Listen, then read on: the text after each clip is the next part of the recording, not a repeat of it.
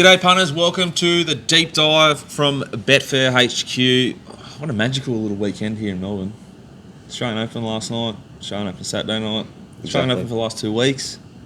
Some racing, disappointing week racing wise I thought. Caulfield was a bit dull. Yeah, I mean, we got to see the good horses back, but some of them anyway. Some of them are back. Few horses. The Phoenix Open's on right now, probably just finishing up. May have wagered, and we've got the Super Bowl on today. Super Bowl Monday. We're in a little bit early so we can enjoy the rest of the day at the Super Bowl. Not at the Super Bowl. Maybe aim for that next year.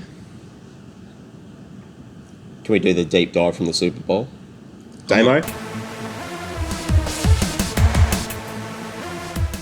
We've got races 5, 6, 7 and 8 covered in depth here on the deep dive today from Caulfield on Saturday. That was the Chairman Stakes, the something Cecil over 800 metres, which the good horse Just Benjamin beat the other good horse Actow, and a couple other nice runs in that race.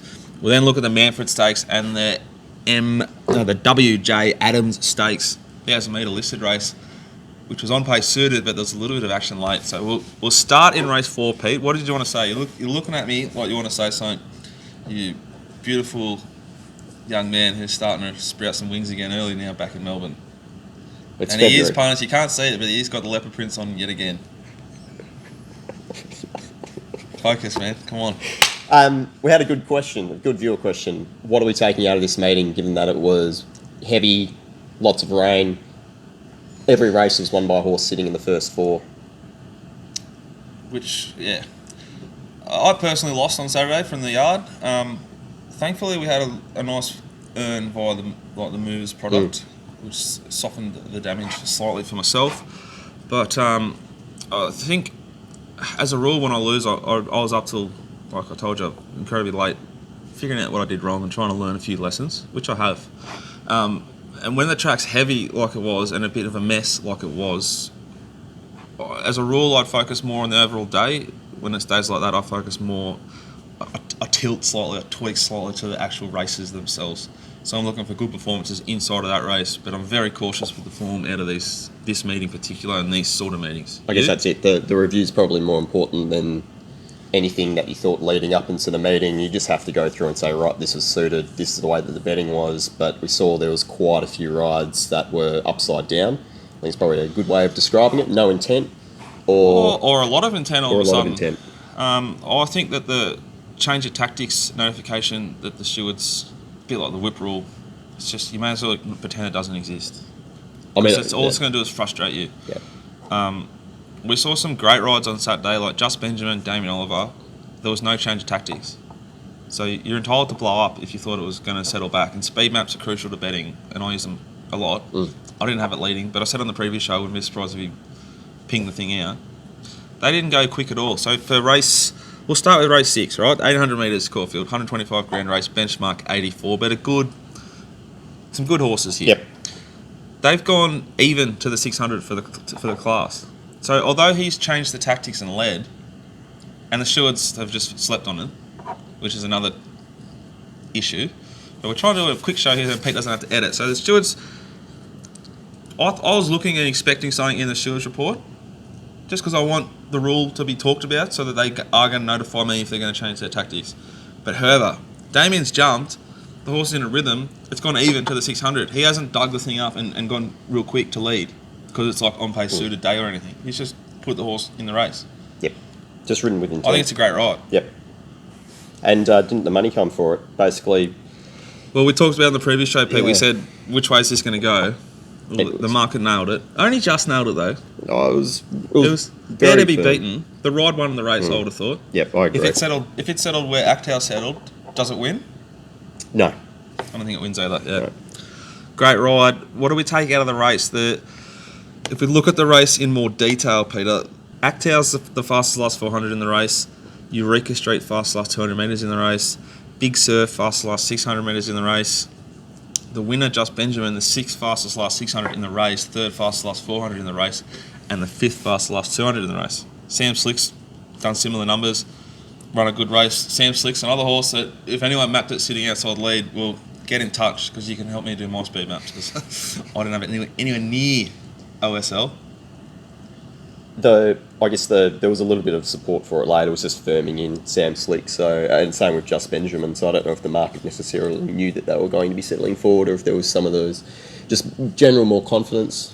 Another from the horse which is stable. interesting here is that Clementina, Yeah, the Kiwi. She's clocked the fastest last 200 of the race, or he or she, I'm not sure. But yeah, I was quite taken with the horse. It looked like it had a fair bit of condition to come, but I was quite taken with the parade. But then obviously there was no intent from the ride, and was never likely. so I'm thinking you're thinking like what I'm thinking. Is that too much thinking? Probably. This race is pretty hard to assess going forward. It's a reasonably bunched finish. Horses like Clementina, who have finished third last, have clocked the second fastest last 200. Didn't love how Actau paraded. And there was no money for it I was a either. huge Actau fan from the parade at Flemington first up. Thought it looked a little sort of almost hunted already. It was basically at top, maybe slightly over. Yeah, you almost just think about where is it going to next. But I mean, in terms of the way that it was ridden, it probably didn't have any. Well, it had a few excuses. It was There's some excuses, but like Eureka Street's run over the top of it to the clock, not to the eye, to the clock. So moving forward, I think Big Sur to Flemington is a bet. Yep. I think Just Benjamin and Actau are impressive, good proper horses, but you're never going to get a spoil, especially when the markets go up, those horses, but they're ready to compete in better races. Sam Slick needs to find the right race, but he's going really well. You can't really sack Eureka Street yet. I thought it had good condition considering how deep into its prep it is. And Clementina is a horse worth watching. I agree. Do you want to talk about the 2-year-olds? Yeah, it's going to be a pretty quick conversation, Peter. I thought I'd be shocked if anything here competes in the Blue Diamond. Do you disagree? No. Look, out of the race, there's probably only one, maybe two of them that I'd like to follow. But the key one Let for me me... guess the one you want to follow. Number 4, Yeah. Castle Coma. Just an impressive size unit. Was it given none or less than none by D-Lane? I would go less than none. Given the way the day was panning out, no intent, settled last. Given they went... They went even for the most part. 3.4 above the all average, which is even for the grade, for the class, Peter. This horse was snicked heavy. I don't think it appreciated the ground. It paraded well. There was a nice amount of money for it. I think this horse has some ability and might sort of get further, although it is a bit of a beast. I think it was sort of Christmas for Mildred and Arif. I think they're pretty exposed, and I don't want to be near them in better races. Yeah, I'd be amazed if the runner-up actually competes in anything stronger. Castle Cloma cocked the 5th fastest last 6.4, and then 3rd fastest last 200 metres of the race. And that's probably the way it paraded, had condition to come. This is why, though, the punting form stuff's so valuable to me. Like, to the eye, it's just like weak as hell. But then you look at the clock; it's done pretty well. What about Rock of Kryptonite? This is the fascinating setup here. Money and money and money for it. We launched at this from the yard. We took, I reckon, $4.50. $5.450. Last half hour was 580 into a low of 375. Like an enormous go. It's a beast of a horse. It paraded outstanding. Good 2-year-old yard in Mick Price, proper jockey Ben Mellum. He sat 3 wide on it, but it was pretty weak. 3 wide can cost you a bit, I thought, but not. Top of the straight, I thought, here we go, baby. I guess the excuse, will it prefer firmer ground? Yeah. It looked ready though. That was probably the issue for me, is it looked ready for Saturday and might have just bumped into a track in a race where it just wasn't suited. So whether or not it can back up, and you can't back this horse any confidence on a rain affected track. Yeah. Or an irrigator affected track, which we're probably going to see in the coming weeks. Peter, that's about it for the 2-year-olds. I agree. Shall we talk about the good horses? Good horses. Super Seth, Free of Debt, Dalasan finished 1, 2 and 3. Spend was 4th. Spend was heavily backed, 2nd ever start, grand final yard, deep done, big Stencil colt. I thought it paraded outstanding. You? Coat was pretty much just coming through. I thought next start would be peaking. Probably had that little bit of condition. If you liked it, I'm not sure again it was necessarily a heavy track horse. And it was M. Zara did just nudge him out of the way to get his run on Super Seth. Yeah. But that's a tiny excuse again. We're looking Yeah, for angles here. I think exactly. we're kind of forcing it. I don't think it's going to beat anything that beat it here. Yeah, I was...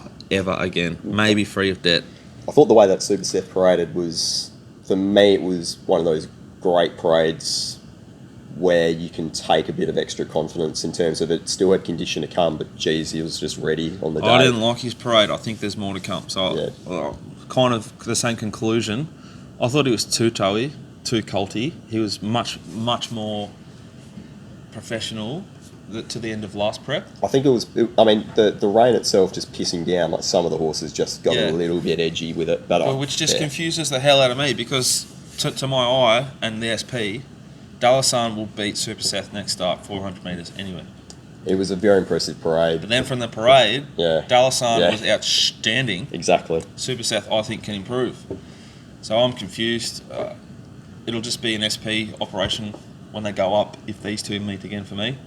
I'd assume they'll flip it and Super Seth will go up around 250 and we might sort of get north of $4 for Dalasan and I'll start to get pretty tempted around that mark. You? I'll probably still be following Super Seth. I think another horse you could follow big time. Big time. I thought about not giving this out, but that would be greedy and selfish. Groundswell, second, third up, wasn't near the numbers in the yard. Onto a firmer track, a proper good 4 or better. It was ridden outside of its usual pattern, snicked heavy, no intent. It was 720 up to... It could get it horrible in the market. The market hated it. It'll find a right setup and really improve. There's nothing suggests that horse is going to run well. Just ignore the run, trust its performances from its last preparation moving forward.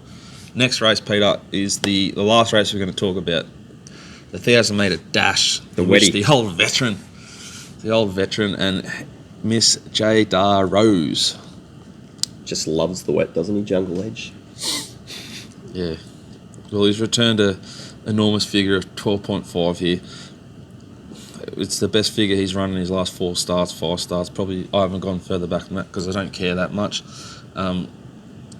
He just loved it and stuck his head out and went good. I'm Immortal stuck on pretty well, I thought. Considering. Interesting what they do with that horse moving forward. Causeway Girl is airborne. Second fastest last 6, 4, third fastest last 200 metres of the race. Huge performance. Off a big performance in a good race at Flemington. Want to be with her next start. I think the horse to follow from the race is Hummer. It's clocked a really good overall figure for it. First up, it's clocked the fastest last 8, 6, 4 and 200 metres of the entire race. You see the market. So, is it hatred? No. It's love. An hour before it was $6 into 540 with 13,500 matched, and then the last half hour 550 into 470 with over 100,000 matched. So it was rock firm and firming late, despite the fact that every horse so far to the day had won. Despite the fact that the map was against it versus the pattern on the day. It was 2 from 0 on the soft, now 3 from 0 on the soft.